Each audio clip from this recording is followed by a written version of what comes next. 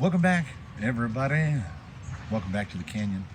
Welcome back to, welcome to, if it's your first journey to Wheelin Wednesday, where once again the wheels prove themselves to be so wise, so exceptionally wise, prescient almost. You saw the spin of the wheels mere moments ago. They've chosen the kernel. The wheels were making sure I got my steps in because I didn't look at anything. I just walked back here and then forgot this, and then turned on the controller and the batteries were dead. So it's been journeys just back and forth. But this is my jam. It rained for some hours in the night, but like soft enough that, you know, everything is just washed down, but there aren't vast lakes to navigate around. So this is best case scenario here. It chose the kernel, it chose the beast. Haven't gotten out on the kernel in a while. The last time the kernel was wheeled, he had canyon trails. So these are the scalers that came off of the GFO when the Falcon Wild Peak MTs came into my life. And as I was looking at the kernel, carrying them out here, I said, oh look, those are the SSD clone Steelies. And what else do we have that happens to be on SSD clone Steelies? Look at that. Same exact wheels, same exact everything. So the kernel is going to try out the rock beasts. Maybe they'll work. And when I made a mention a few moments ago about how the wheels are wise, which they are, they may prove to be exceptionally wise as this may indeed be the final time that we witness together. There's an MKS 550 in there. I don't know if you can tell. This may be the very final time that we see the kernel wheeled in the form that you see him now. Because, as I had alluded to in I think it was a weekly update where I mentioned the very skid-forward LCG, me-us LCG. Was looking around for axles, was trying to source parts to put it together, and then I was talking to my buddy who owns the vehicle before you. This is it is one of the 21, but it isn't. Like, he could just up and decide that thing doesn't live here anymore. So there are actually 3. So we actually have 18. Well, I have 18. So this is one of the 3. And this was one of the very first few vehicles that got here. The sort of vehicles that established the canyon were Jolly Green as a Defender, Daphne the Sport, this guy, and then the Ecto came shortly after. What Lil Yellow began as. I don't know if it's the scalers or if it's a little wet. How's the dig working? Yeah, all right. He's on a GT5, so he doesn't have the optimal dig situation.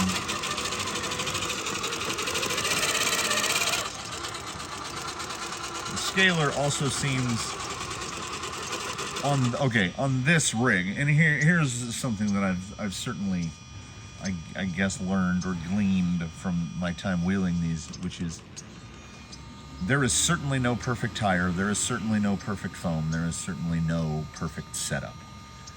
These tires were much better on the GFO than they're proving on the kernel. So there's just something about the kernel setup that these tires, whether it's the foam disagreeing with his weight, he's a bit heavy. We're just getting, or, we do have conditions. So now I'm trying a little more wheel speed.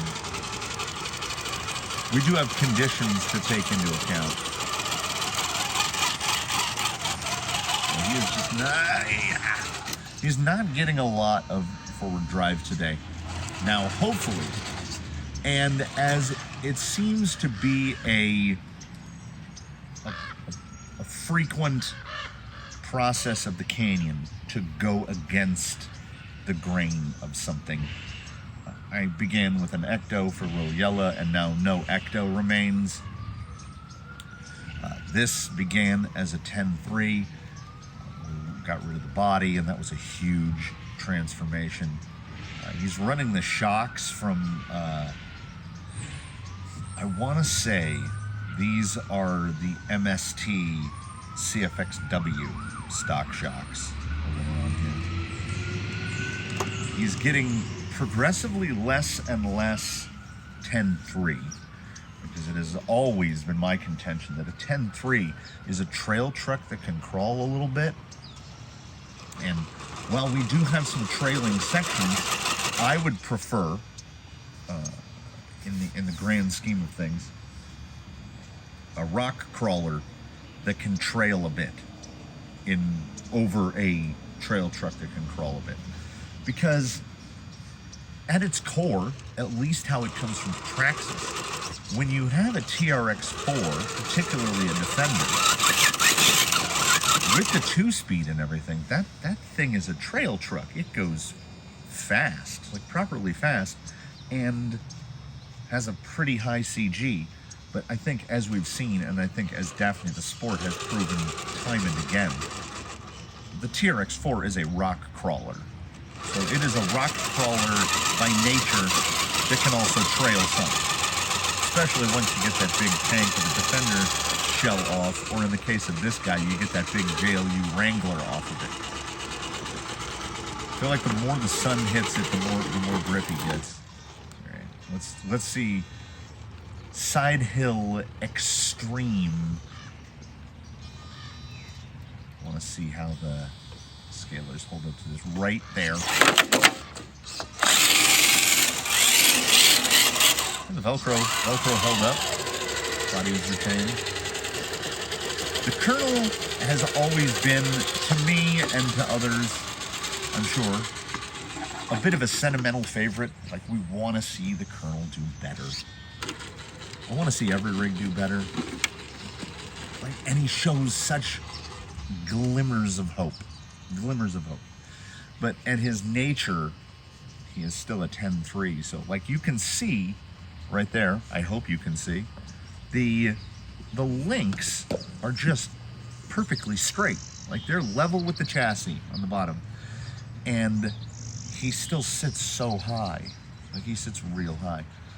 Daphne's links are just about level, and if you put them side by side, she's much closer to the ground.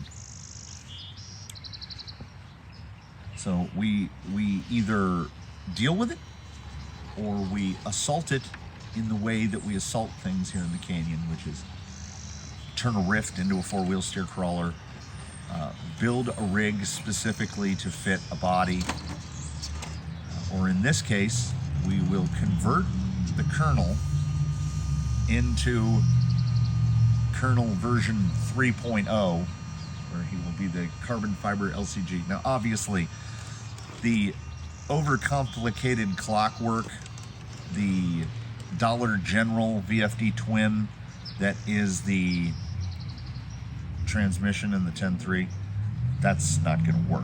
I mean, that's a trans forward skid setup, so there will be a cobbling of parts, which will allow us to just, there's an Amazon dig is going to go in there, so that'll be, I want to say it's Amazon dig number 5 in the fleet, so the 5th Amazon dig. So he will be dropping a servo, he will be trading out a 2-speed for what I believe will be just an overall performance advance.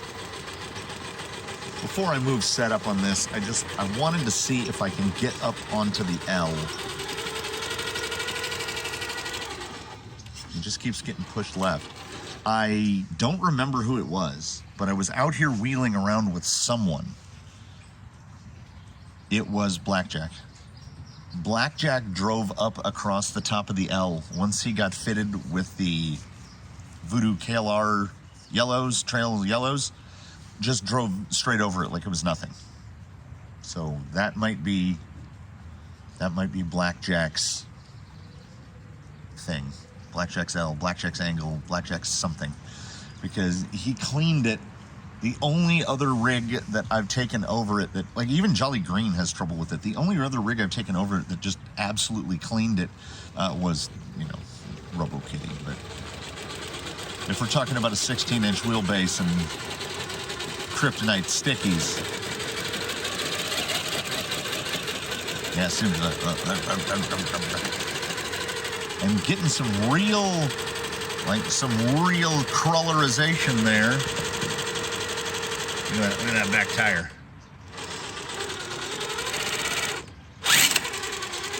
Ooh, little bump. Oh, come on. Oh, he's climbing out of frame. Come on, Colonel. I mean, it wasn't super sexy, but I feel like, I think I just said this. My brain can't remember already.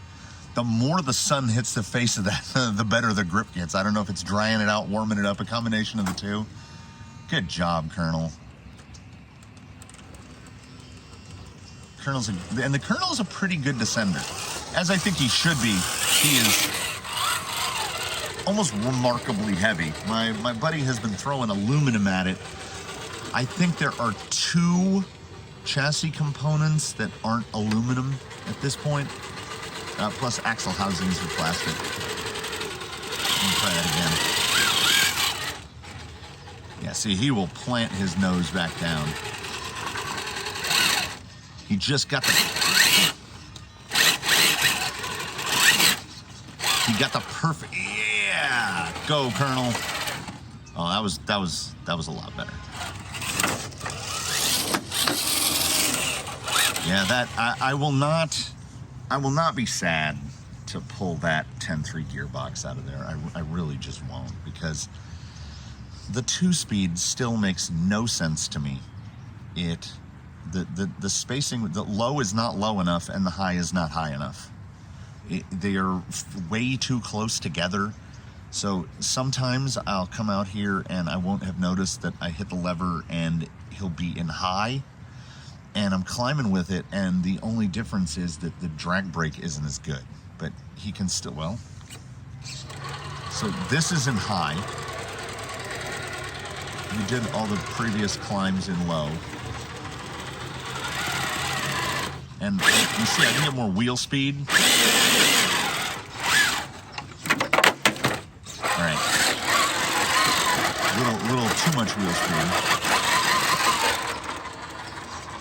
It's a little tougher to, as one would expect, a little tougher to modulate speed. But not to the point that one would expect. When a TRX-4 is in high, baby, you know it. So we just get a little more wheel speed, so I try to bring it down. It's on an 1800 Fusion, which is basically, you know, by today's standards, an SE. This is why I absolutely have to get a Fusion SE, because I have something direct to compare it to. I have the legacy 1800 Fusion. I really want to see if he can pull the L in second. Ooh.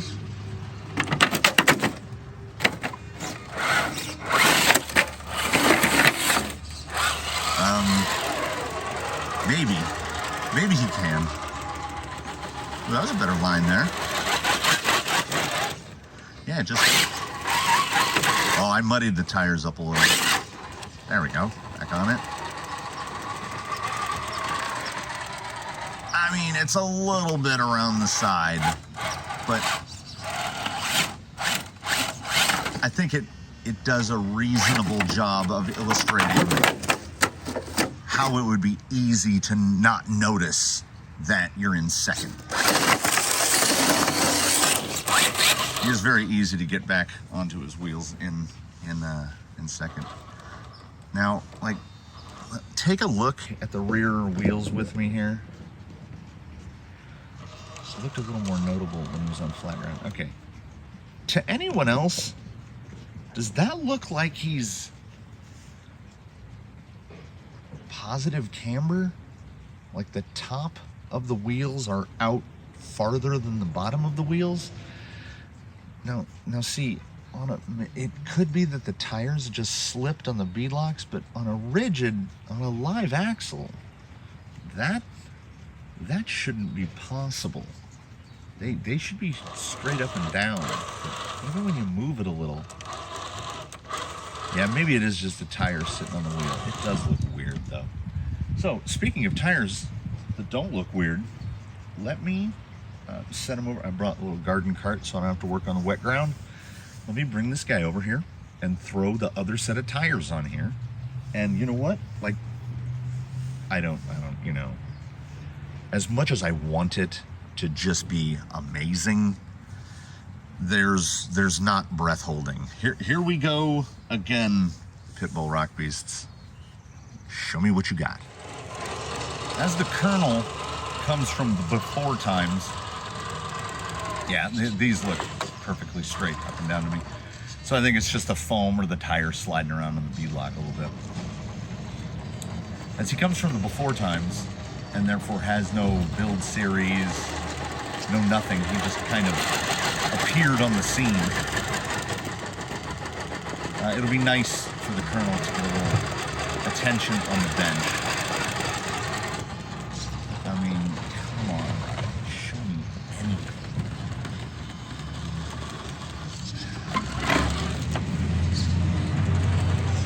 I ain't going to give up on you. Now we saw him. Oh, all right. See? Still in second gear. Let's go back to first gear, see if that helps. It really doesn't. It really doesn't.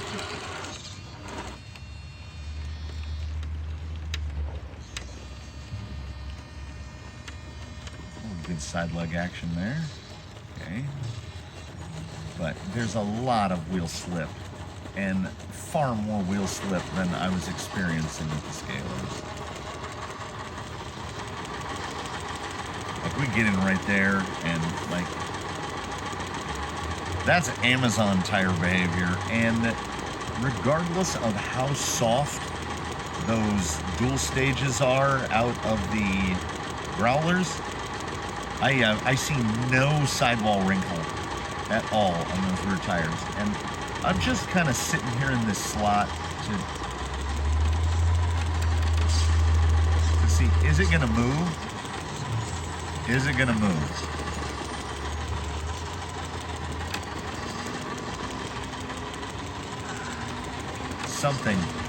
Something has got to make these tires work.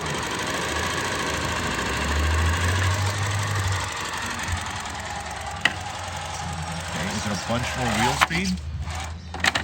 Oh, that's not good. That's not good at all. Now, looking at that face after wheeling, after, you know, cycloning its way back onto its wheels a couple times down here on wet ground, that is not an optimal situation to be climbing on. There's quite a bit of loose dirt. But at the same time, the scalers did it without too much difficulty, really. A lot of hop there.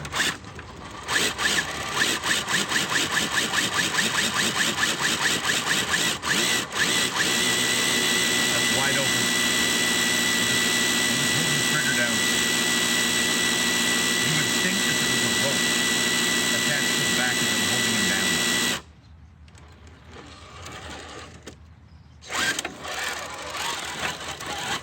Alright, let's try a bouncer approach. He's already very bouncy. Yeah, he can kind of claw on to the right. Get over right here. Come back around.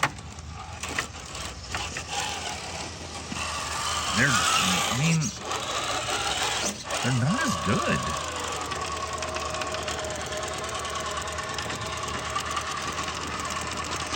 So I'm trying an application more wheel speed. It seems to help a little. So much bounce. Like, look at that rear tire. Let's get in there. Look at that rear tire. That should be just bagging up right there. With the softness of the foam that's in there and how heavy this guy is, these things should be smashing.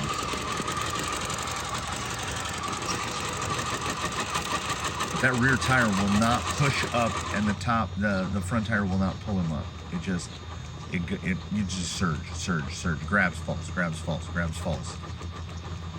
This is not that difficult of an obstacle. These make it look as such. Try a different approach. Just, they don't have it. It really does bum me out. Okay, dual stage. Let's get up a little high on this. And side hill's pretty good. It's rolling in the front about the amount I would expect. Never really felt like it was getting super light. Full lock into it. Do I just not have the?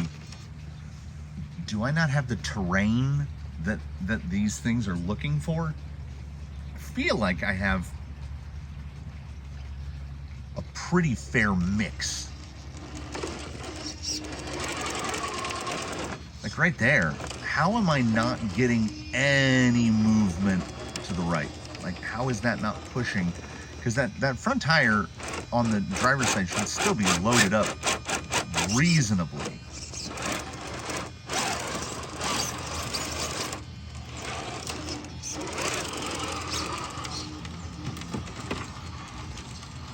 And every time I think, oh, maybe it's the shocks, maybe it's something else, the shocks, the damping seems pretty good. He seems all right.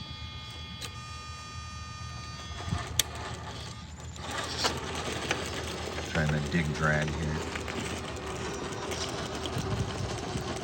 Yeah, at least on this guy, on his setup, not a phenomenal, not a phenomenal dig tire. Like, it's just, the dig is just on, and let's see, give it a real pop.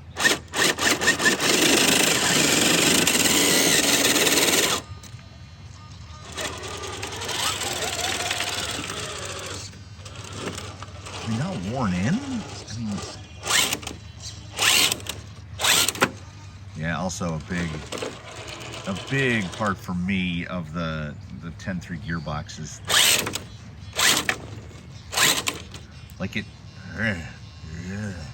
it takes a second. Like there's, I don't know, like there's, not that there's play in it. There's, I don't know, I guess there's play in it. It doesn't, you don't have that stop on a dime, and it's not anything to do with the motor, because the drag brake, oh, I'm well and truly on there. The drag brake will hold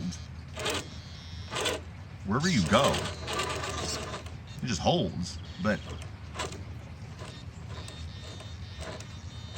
there's a something uncertain about it. So this is a build that I'm genuinely, well, a rebuild, a revamp. This is one it smells like hot motor oil. This trash day, like who knows what people throw away. The revamp, well, I'm looking forward to this one because not to crunch toes, but I say it like I see it. Of everything in the fleet, and even knowing that the base camp is a completely different thing, I have no motivation to buy one, because the 10.3 to me is the least of the crew. I will take an Element before this. I will take a TRX4 before this. I will take something from MST. I don't want to say I don't like it. I want the Colonel to do better. But he feels like a compromise was made without my permission, you know, like there's something in the design of it. Maybe it's just the gearbox. I don't think it's the axles. I've got AR-45 straights on Rusty, and the axles are fine. They have good steer angle. This guy has good steer angle. He's not particularly noisy, aside from that amp monster that is the MKS 550. Just, I want him to do more. Like right there, that was a dig engagement. It's in dig, out of dig. The front end didn't drop at all. I can get it down a little.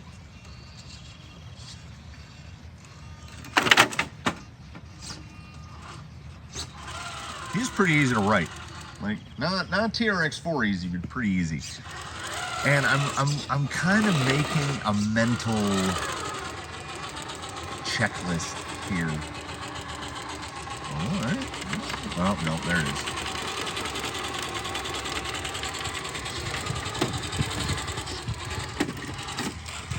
Yeah, that's not bad. It's not bad. Yeah, but let's get back to this spot right here while I try to collate and summarize my thoughts. Now you can see. You see that little, it's like a little shadowed section right there. It's pretty straight up, but it's also pretty grabby. So this tire should be able to get this. Yeah, I just got to bump through to get it. How about now up here, when you roll out? Yeah, that's what I don't like to see in a rig. Either grip or flip.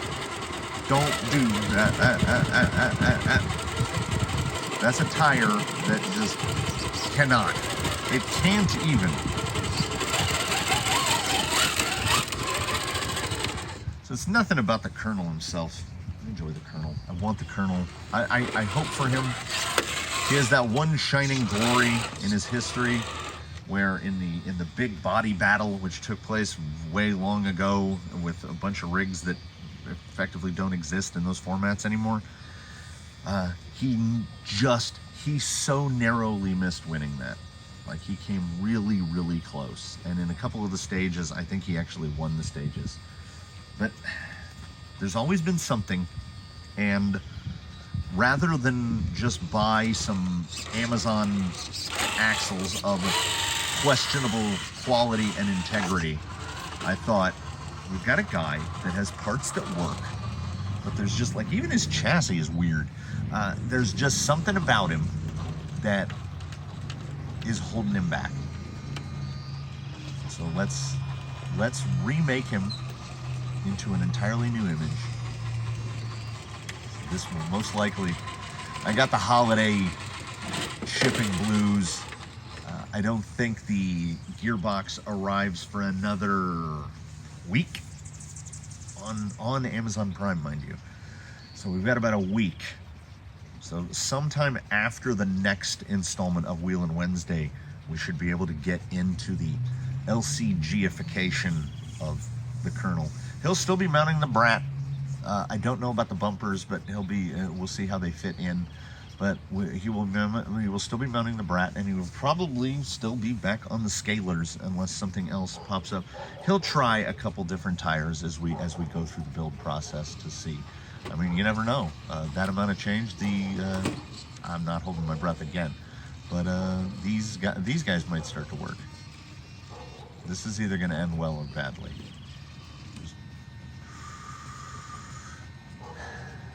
I need to turn up, and if I turn up, he's going to roll. So we'll turn down. Look at that! Look at that fold on that front tire. He's a good faller. He falls well. So I hope, to paraphrase myself from 4 seconds ago, I hope for all you all's well.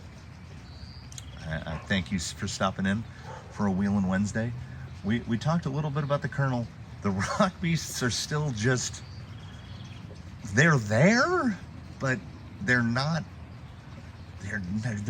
good enough. I'm not giving up. I won't give up. But about a week out from the kernel build, I've got some other stuff coming up in here in between. Oh yeah, laser nut project continues tomorrow. A solid 2 hours pulling the rear end apart and servicing the rear diff. It was super gross, and I will have a lot of stuff to mention in that about what it means to be an RTR. And I think Horizon/low seas, here's a tiny rant right here at the end of this installment about the laser nut, and I think perhaps why I've been Horizon/low seas take on RTR is similar to some municipalities' take on potable water, which is, you can drink it, it's not going to taste good or look good or not make your pasta weird, right? But you can drink it. They've done the minimum, and tearing down the laser nut, going through the diffs, the shocks, A-arms, pins, kingpins, everything else, it's municipally supplied potable water. It is water that will not kill you. So it is an RTR that indeed, when you take it home and put a battery in it, it will run. It will just be very bad at everything. So maybe it's not the rig, maybe it's the fact that someone in the Horizon logistical chain assembled it and was just like, put it in a box and get it out of my face. So I'm actually feeling a little more positive about the laser net, but like slightly. And I'm feeling much more positive about the kernel because I'm hoping that we can turn him into a beast. We need more beasts. Hey, look at your kernel. That's a lot of flex. That's a, I think that's a 70 millimeter shock. That's a lot of flex for a 70 millimeter shock. Thank you for the very final time for watching. Thank you for joining us for one of my absolute favorite installments of the Week Wheelin' Wednesday, because I get to talk about rigs and I get to drive rigs and I get to see what's wrong, and there's a lot. So tune in for whatever comes next. Have a good one, everybody. I've got to go tear a couple more laser nut diffs apart. Yay! So we look forward to seeing you in the next one, and hope that in the meantime, as we always recommend, that you all focus and do your very, very best. Have a good one, everybody. We'll see you hopefully tomorrow.